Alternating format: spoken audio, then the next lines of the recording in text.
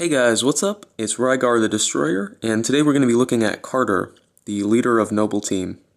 This figure is really cool, but before we look at him, let's go ahead and take a look at the packaging. Here it is. It's pretty much the same as every other package for Halo Reach figures. Here's Reach getting glassed by the Covenant, and on the back, here are the other figures in the wave. Really not a lot to this package, so let's get back to the figure.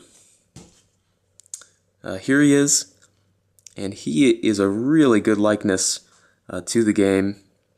They pretty much got every single detail down that they could. Obviously, this isn't a very large figure, but they did do a really good job.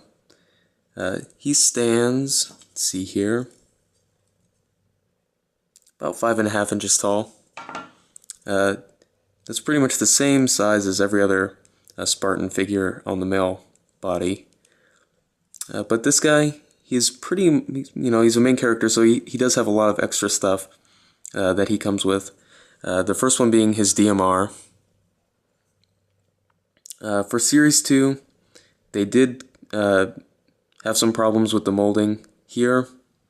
There's normally like a front sight here that would stick up a little bit, but that's not molded on this one. That's not broken. I didn't break that off. And down here, there was normally like a bar that would cover up your hand while you're gripping the DMR, but they also did not mold that. But other than that, it's pretty well detailed. It's got a removable peg, which is stuck. Well, if I could get it out, it would leave an ugly hole in the gun because it does go all the way through it, but I usually leave those in. So his other accessory is a grenade. You know, these are pretty standard. They've got a hole in them to go on the peg on the back of the figure, but Carter, his back two pegs are being used by this pouch, and that is glued on there, so you will have to damage the figure to get it off. But it is well detailed, and it was the first time that this piece was issued on a Halo Reach figure.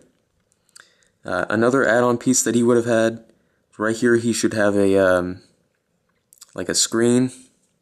I don't remember what it was called in the game, but it would be right here on his forearm. Mine did not have that in the packaging, and I didn't notice when I bought it. So I got one without the little screen there, which kind of stinks. I know that's not a problem that happened with a lot of them, but just my figure here. But other than that, you know, he's pretty good. That's just a problem with mine. Like all the Reach figures, he has removable armor. Both shoulders are removable, his chest and his helmet. He's got really good paint detail, because he is from one of the earlier waves of figures. So, you know, this guy's pretty good. He's got the same articulation as all the other Halo Reach figures did, but I'll go ahead and go over it. He's got a double ball peg in the head, and he's got a ball hinge shoulder, which can swivel all the way around. Shoulder fell off. He's got ball hinge elbows that swivel in the upper arm here and in the forearm. He's got ball hinge wrists that swivel in the forearm and in the hand. He's got a diaphragm joint that leans him this far forward and, let's see there, that far back. He's got a swivel upper hip that kicks his leg that far forward and that far back. And then he's got another joint in his upper hip that lets his leg swing out and go in a little bit. You can swivel it around on that. He's got a ball hinge knee. Doesn't have the best range of motion, that's as far as you can get it, but it does swivel in the upper leg. He's got ball hinge ankles that swivel in the shin and in the foot, and he's got what feels like a ball joint in his toe that allows you to swivel it this way and do this with it. It's not really the most useful piece of articulation, but it doesn't really hurt the sculpt, so I'm okay with it being there. Overall, this guy, he is a main character, so I would say he's already, pick up for most people. But he is also a fairly good figure.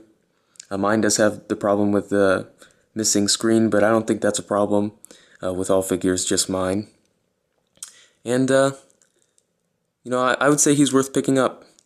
But tell me what you think down in the comments below, and I'll see you later.